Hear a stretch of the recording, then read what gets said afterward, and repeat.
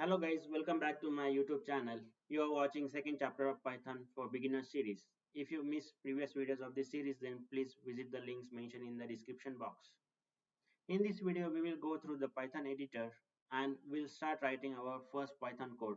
So let's begin. Python comes with default editor idle. This editor is installed as part of Python installation process which described in chapter 1 of this tutorial series. You need to start writing idle in start menu.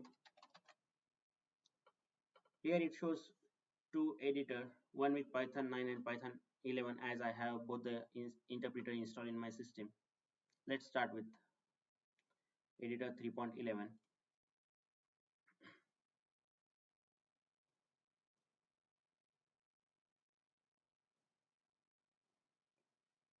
So this editor is very good for writing simple code, but for complex codes it's always better to use Python specific editor like PyCharm.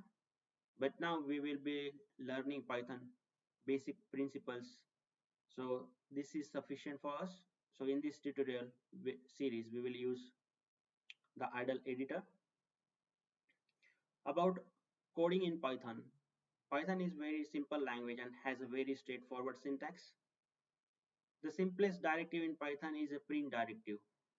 It's simple, print out a line. So we will write our first Python code using print function. Just to provide you more additional details, there are two major Python versions, Python 2 and Python 3. In this tutorial, we will use Python 3 because it's more semantically correct and supports newer features. For example, the one difference between Python 2 and Python 3 is a print statement. In Python 2, the print statement is not a function, but in Python 3, it is a function. So must be invoked with a parenthesis. So what it means? So if Python is not a in Python 2, if print is not a function, then it was written as just print keyword and then the string which we need to print it. But if you do same in Python 3, let's try and see. It gives error. Syntax error, missing parenthesis in call to print.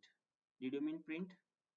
This means in Python 3, this print is a function and we need to use a parenthesis. So you need to just use parenthesis and provide a string argument. This is my first Python code. And here it is. This is my first Python code as a result. So this was our first Python code. Hope this video is useful for you guys. If you find it interesting, requesting you to please like, share and subscribe to my YouTube channel and stay tuned for more upcoming videos. Thank you.